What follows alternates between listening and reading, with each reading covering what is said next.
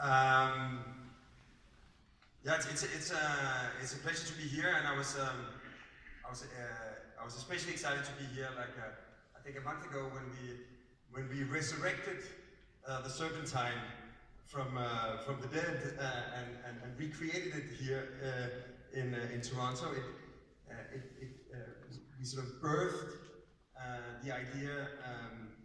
I think almost 3 years ago. The Serpentine is this institution that have the courtesy to give you 6 months notice before you have to open the building.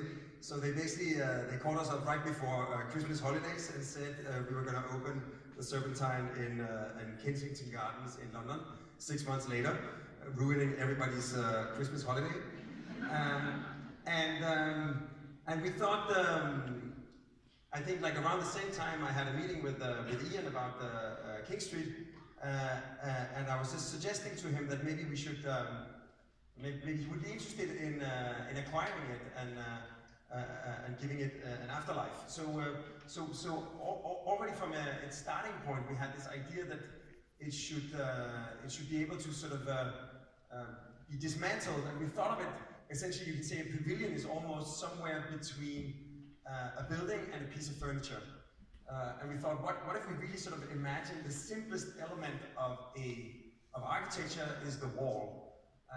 The wall made like a shelf, and then basically a shelf that you can pull apart.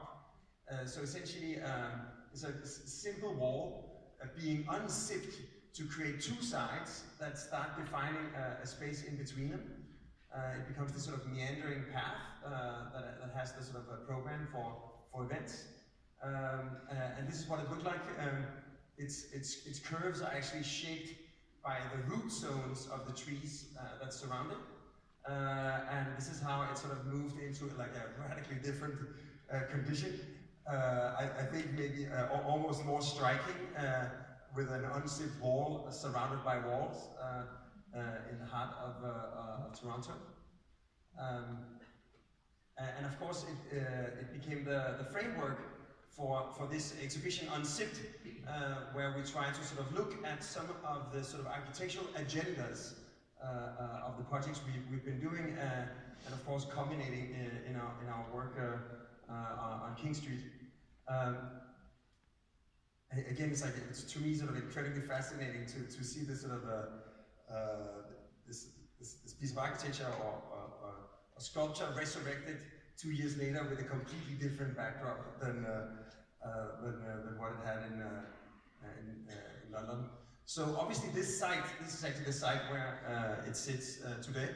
I know quite well because we've been coming here for the last 5 years, and we've been trying to sort of dream up a new form of neighborhood for Toronto. So basically between King Street and Wellington. And one of the sort of ideas we thought was that, of course, like Toronto has undergone sort of a tremendous transformation lately, but a lot of the development has been, maybe too much of the development has been uniformly focused on the typology of putting relatively large towers on a sort of urban podium. So of course it's like all sort of standards, it's a standard that solves some urban challenges. It creates a street wall, it delivers some density, but it also becomes a very uniform approach that means that more and more is the same. And we thought that Canada is actually the cradle of one of the most exciting and experimental, both architecturally and socially and environmentally, urban typologies. Moshe Safdie's habitat that he designed for Montreal in 1967, a bit more than 50 years ago today. And it always struck me as a mystery why the ideas that were launched by Moshe Safdie didn't have a greater impact on Canadian architecture and on world architecture. This idea of a building that isn't like a big block with some kind of facade composition, but a three-dimensional structure of individual homes with gardens. And of course, like one of the challenges of the habitat is that it is part of a sort of a World's Fair. It's sort of outside the city. It sits on an island on its own, so therefore it doesn't really fit into the existing texture. So we thought, like, what if we could actually, in a way, contextualize the ideas of habitat and actually imagine a sort of an urban form that is completely rooted in King Street West and the sort of peculiarities of that neighborhood growing out of the city.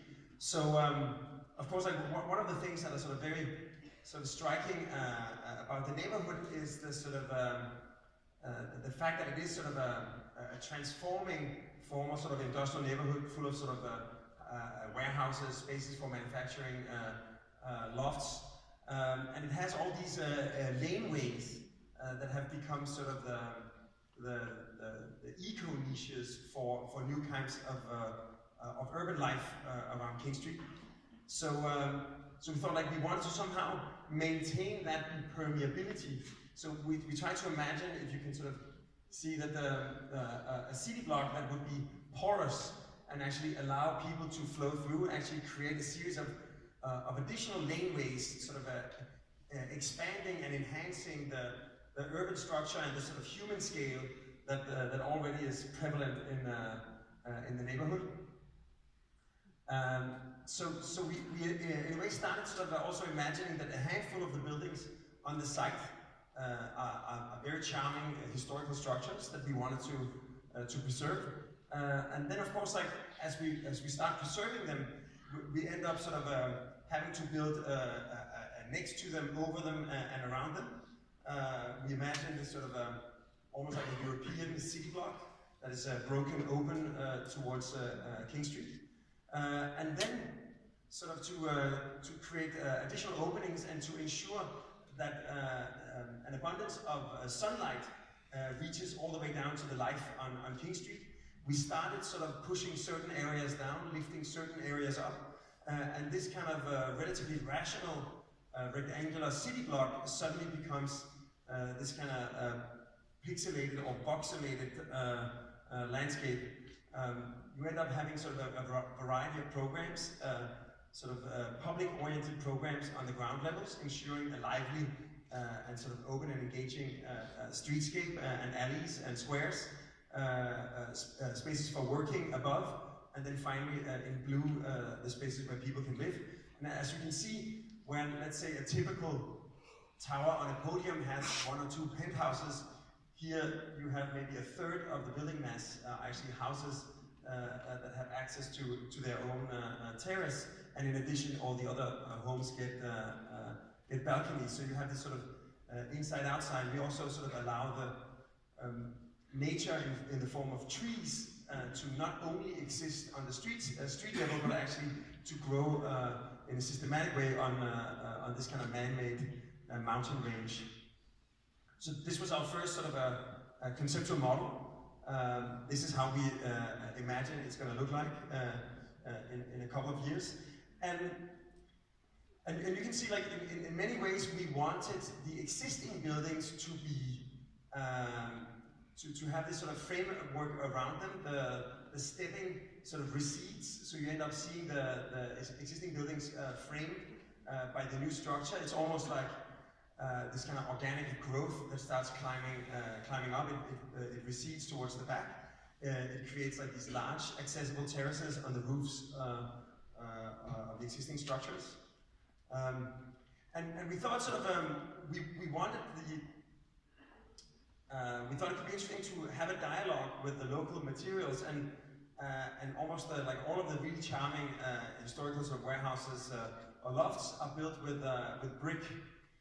So we tried all kinds of brick, you know, red brick, yellow brick, gray brick, black brick, and finally we ended up with glass brick that somehow that retains this kind of the texture and the fine grain, sort of almost like human scale texture to the large surfaces.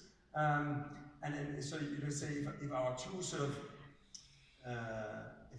of forebearers would be Moshe Safdie in Montreal. The other one would be Pierre Chareau in Paris, the architect of Maison de Verre, the glass house. He's sort of masterpiece from the turn of the last century. So essentially, you can say this sort of pixelation goes all the way down into the texture of the building, where you have a mixture of windows, of translucent walls, and of opaque walls, but that still somehow reflect the light. So this sort of street elevation, where you see this new sort of organic mountain range climbing over the existing structures. The alleyways that are sort of reinvented. Here you're sort of sneaking around the corner of one of the existing structures that has been preserved, and you see sort of a gateway opening towards a new park along Wellington Street, almost like a cave-like opening. The pixelation occurring both sort of above and below. Inside this courtyard, you have, shops, cafes, restaurants, little galleries opening up to the urban realm. You have this sort of almost like an urban valley, again, like significant vegetation, both at the base of the buildings and on top of the buildings. Again, this sort of the texture of the facade somehow means that even though we have some significant building volumes, everything has this these niches where life and views up and down the park can occur. Another one of these alleys, this alley becomes an indoor alley, so a big urban room that is actually inside, wedged between the existing building and the new architecture. And of course we imagine that this courtyard could be an amazing canvas for some form of a public artwork. Public artwork, we've just placed some space holders, but we really imagine that maybe hovering above the courtyard, some serious art intervention could actually happen. And I think we'll return to this later on. Meanwhile, as I mentioned, we're somehow taking this sort of alpine metaphor rather literally, that in the vegetation of the terraces there'll also be a sort of a development as you go from the base of the building to the peak. There'll also be a development in which kinds of trees you'll find there.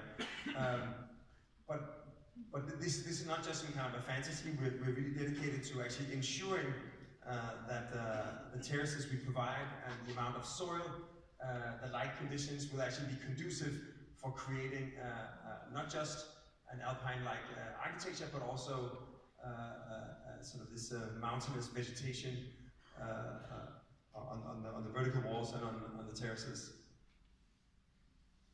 Inside, of course, we have this sort of benefit of this kind of really interesting mixture of transparency and translucency.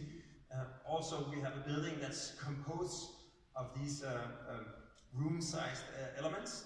So think of the architecture of the residences as being almost like a room-sized Lego, where you have these different elements, a place for cooking and dining, a place for living, a place for sleeping, some bathrooms, some outdoor spaces, and basically with those elements, you can start sort of almost like composing any sort of imaginal home. So this is one example of many of the homes.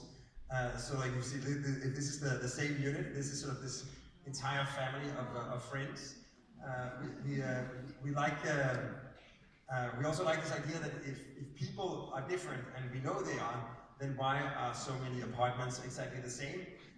Here there will really be something for everyone, and of course, like each of these homes won't be the perfect home for everybody, but because there are so many different of them, some of them might be very particular to one specific kind of life form, and maybe not for another. It of course also gives much more work to the architects, which can be a curse and a blessing. So basically, as you look around, like one of the floor plans, you can see this kind of three-dimensional puzzle of all these different types, all of them having sort of a significant access to outdoor space. And of course, inside, as the way the mountain steps doesn't always conform with room heights, you end up having a lot of the homes having these sort of additional ceiling heights that the homes are not only sometimes complex in plan, they can also be complex in section. Of course, having sort of access to an abundance of outdoor space with significant landscaping. And then we sort of got carried away. I mean, this is one of the things we've been doing with Ian and West Bank over the last couple of years. I think in our collaboration, Ian has learned to pronounce the word Gesamtkunstwerk, a sort of a very useful, if hard to pronounce, German word that means, roughly translated, a total work of art. Wagner used it about opera because the opera in his mind was where you have like narrative arts and music and composition, scenery, setting, all coming together. And the Bauhaus movement used Gesamtkunstwerk about architecture because they saw in architecture all the art forms came together. So sort of inspired by this kind of observation, we've developed this sort of whole series of floor tiles with stone and with wood. The kitchen somehow evoking the transparency and the translucency of the facade, and all the way down into, of course, the amenities also take advantage of this sort of indoor, outdoor lifestyle. Here you see this sort of indoor alley, the big urban room that sort of moves through the building. And also, incidentally, it also just so happened that the King Street and Serpentine somehow are works of architecture that deal with the same basic sort of approach to the world, and I think also something that is quite relevant when you hear Douglas Coupland speaking in a short while is that in a way, if the Serpentine Pavilion is taking a lot of identical elements, 1,802 identical frames, and then the way they're put together create something unique. In a very similar way, we have this sort of series of rooms that in the way that they're just rooms for living and for working, like everyday life of the city of Toronto, but by putting them together, they create something unique. You can in a way say that it's focusing on creating something extraordinary out of the ordinary. And I think in many ways that's what architecture should often be, because like a city might have a sort of an observation tower, it might have a city hall, it might have a church, but 99% of the city is where we live and where we work and where we shop and where we go to school. So if all of those elements could also contribute to a more lively and a more engaging environment. Then before I hand it over to Douglas, I just wanted to talk about like in a way pick up on this thing that Ian was talking about. Ian and West Bank's commitment to integrating artworks into their projects. So we've been practicing for the last 18 years, and in those 18 years we've had a lot of different collaborations with artists in one way or the other. And of course, our collaboration with Douglas is one of them. So actually right now, if any of you is going to Copenhagen, there's a very nice show called Big Art at the Charlottenborg Center for Contemporary Art, where we basically, I think we have one project, which is, we made a museum in the form of a bridge in Oslo. It's under construction right now, which is literally a space for art. But the bulk of the show is actually a series of collaborations we've made with artists. We created a big public space in collaboration with Superflex. Shepard Fairey contributed.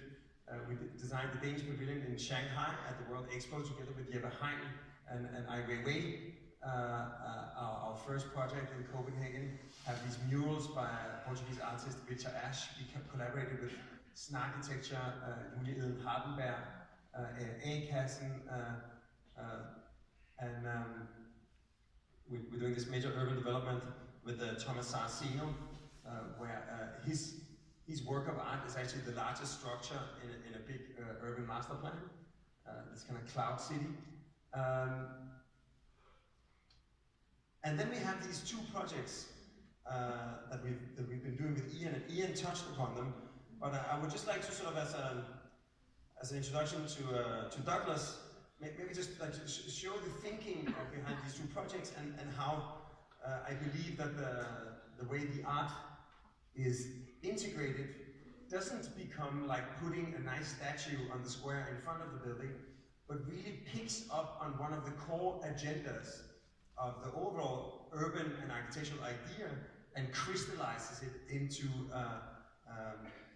an art piece or an artistic intervention. So the first one is the Vancouver House in Vancouver, right where Granville Bridge crosses Falls Creek and becomes downtown. And when Ian sort of invited us, it was clear that this kind of trifork was really making it very difficult to build. There were setbacks from the streets, there were setbacks from the bridges, there was a 100-foot setback because no one was supposed to look straight into the traffic on the bridge. Then there was a park where we couldn't cast any shadows, and finally we were left with a tiny footprint of 600 square meters. So we thought, if it's about a minimum distance, once we get 100 feet up in the air, we can grow the building back, make it 1,300 square meters. So this was the idea. Basically, when you drive over Granville Bridge, it's as if someone's pulling a curtain aside. So welcome to Vancouver. In a way, it's somehow similar as an idea to the Flatiron, because the Flatiron is shaped by the diagonal of Broadway and the grid of Manhattan.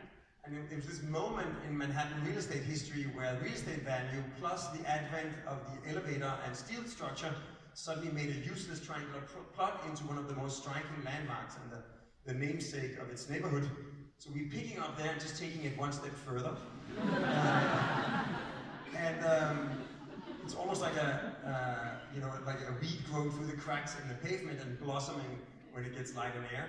But maybe more interesting, it's also, it's trying to turn the potentially negative impact of the bridge into something positive. Underneath the bridge, we're creating these covered streets. And as Ian mentioned, we have started this sort of collaboration. We've nicknamed it the Sistine Chapel of Street Art.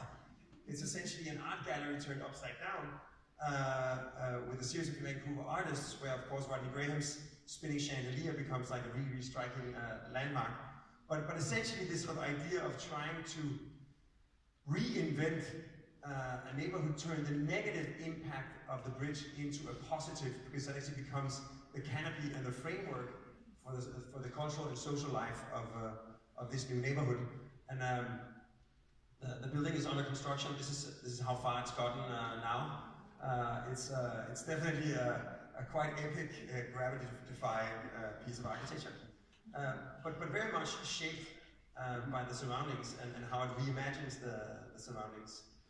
So roughly at the same time, like let's say a year later, Ian invited us to look at another site in Calgary. And Calgary, as a diagram, is a big corporate downtown with these sort of petroleum headquarters and suburbs. So the little dots are suburbs. If we zoom in, it becomes more evident. And the idea of the project was to introduce to downtown Calgary mixed use, basically say that where people work and where they live could be the same place. So it's basically a very effective office building. You want as large floor plates as possible. For residences, you want more slender floor plates because you need more daylight. You also want outdoor spaces. But in the end, Ian didn't want some kind of one building placed on top of another. So we got this idea of gently blending the two buildings together. Ironically, it looks exactly as if we took Vancouver House and turned it upside down. Ian was trying to leverage that in our fee negotiations. But essentially it is a very effective office building that becomes a sort of a more porous residential building. Also, it has this kind of almost ladylike silhouette compared to the sort of rather bulky petroleum headquarters that surround it. So, like, since we were already in this sort of habit of photoshopping North American architectural classics, we had to do it again. But there's something about it, this kind of very regimented, rational building. It has like a very inviting ground floor. It creates this kind of vertical atrium adjacent to a neighbor building with a vertical garden where you can rise. And of course, when it becomes residences, this kind of pixelated texture provides places where people can hang out. This is where it's at around now. It's I think it's also becoming a very elegant contribution to the skyline of Calgary. So of course, in this case, let's say if Vancouver House, the collaboration with Rodney Graham and the other Canadian artists is to somehow demonstrate how the negative impact of the bridge could be turned into something positive. Here, of course, our canvas is this tall tower, and the tower already has, through the fact that it is a mixed-use tower where people can both work and live, it has already acquired some character. But for this project, we thought it could be amazing to consider the entire facade of the building the canvas. And I couldn't imagine any other artist than Douglas Coupland, who would be somehow obvious with his entire sort of oeuvre, both as a writer and as an artist. Because when I discovered Douglas in 1996, when I read Generation X, it struck me. I was studying architecture at the Royal Danish Art Academy, and I think all architects and all architect students, myself included, were only interested in doing sort of little refuges for like philosophers on the edge of a cliff in some kind of nature reserve, while we would go home and live in a high-rise on a roundabout and shop in a sort of Q8 gas station that was open 24/7. So there was like a complete disconnect between the things we wanted to deal with as architects and the reality of our environment.